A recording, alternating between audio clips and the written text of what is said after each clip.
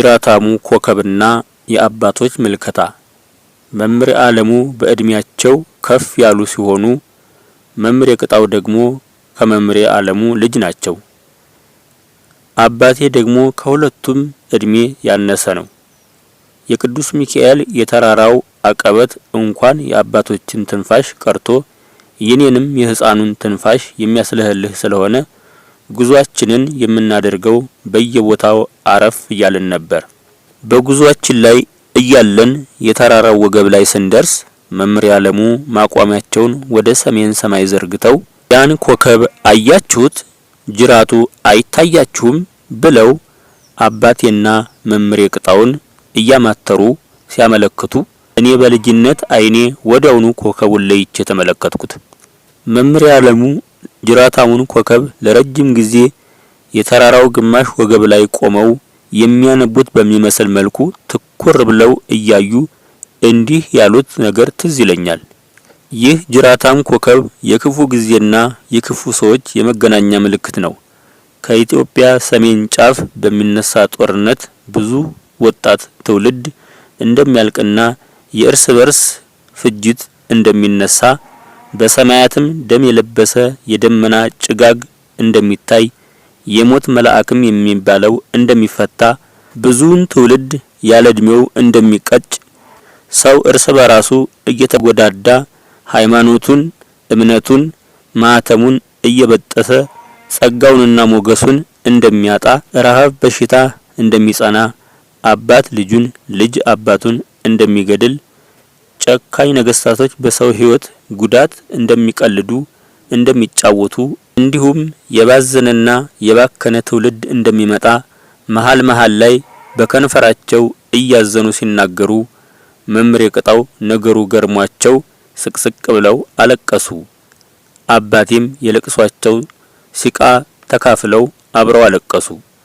እኔም የነርሱን የለቅሶ ሲቃ ሰምቼ ማልቀስ ጀምር ሁሉም በቃ በቃ አታልቅስ ብለው አባበሉኝ። መምህር ዓለሙ ወደኔና ወደ እርሳቸው ሁለት ዲያቆን ልጆች እያዩ እኔ እድሜን ጨርሻለሁ፣ እናንተ ልጆቼ ግን በጣም ታሳዝኑኛላችሁ፣ ክፉ ጊዜ ላይ መድረሳችሁ አይቀርም ብለው የጅራታሙን ኮከብ አቀማመጥ ማንበብ ጀመሩ። ኮከቡ ጭራውን ወደ መሬት የጣለ ሲሆን በሰሜን መሃል አቅጣጫ ላይ ከላይ ጭንቅላቱን ወደ ምስራቅ ጋደል አድርጎ ሰማዩን የተደገፈ ሰይፍ ይመስላል። ይህ ኮከብ ሲገለጥ ሰብአዊ ውርደት፣ ውድቀት፣ ሞት የተለመደ ባህል ይሆናል። ዋናው የእልቂት ዘመን ሳይመጣ መልካምና ደጋግ አባቶች ቶሎ ቶሎ ያርፋሉ ብለው አይናቸውን ከኮከቡ አንስተው ደም መስላ የወጣችውን ጨረቃ ተመለከቱ።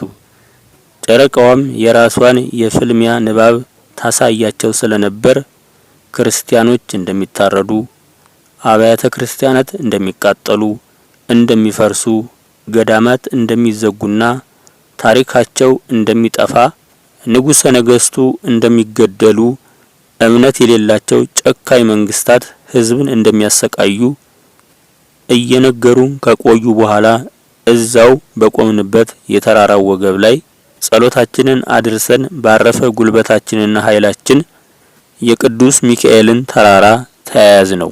በነገሩን ትንቢታዊ ንግግር ተደመን ሁላችንም ውስጣችን በሐዘን ተይዞ ስለነበር ምንም ሳይታወቀን የቤተ ክርስቲያኑ በር ላይ በቶሎ ደረስን።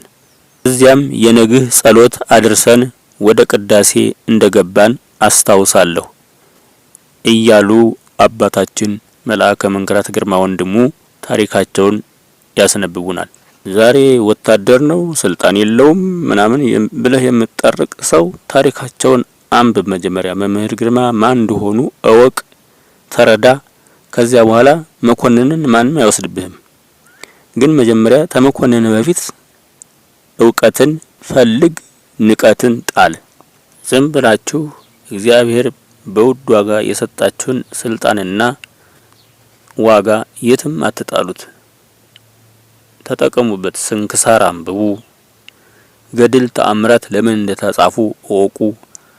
መጽሐፈ መነኮሳት ብዙ አልጠቁማችሁም። ግን የተዋረሳችሁትና የያዛችሁ አባዜ እነዚህን እውቀቶች እንዳታውቁ ግን በእነዚህ ድርሳን ተአምር ስንክሳር እያነበባችሁ እንጀራ እንድትበሉ ትፈልጋላችሁ። ድርሳኖቹንና መጽሐፎቹ የሚሰሩትን ስራ መስራት አትፈልጉም። ይህ የሚያሳየው ግልብ መሆናችሁን ነው።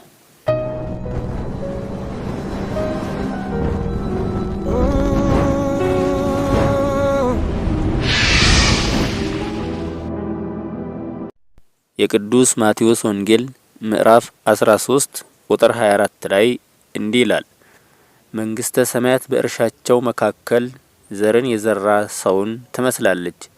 ቤተሰቦቹም ተኝተው ሳለ ጠላት መጥቶ በስንዴው መካከል እንክርዳድ ዘርቶ ሄደ። ስንዴውም በበቀለ ጊዜ በአፈራም ጊዜ ወዲያውኑ እንክርዳዱ ታየ። የባለ እርሻው አገልጋዮችም መጥተው አቤቱ በእርሻህ መካከል ዘር ዘርተህ አልነበረምን?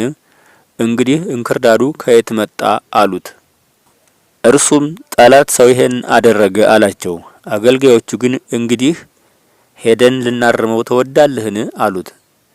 እንክርዳዱን ስታርሙ ስንዴውን ጨምራችሁ እንዳትነቅሉ አይሆንም ተዉ አላቸው።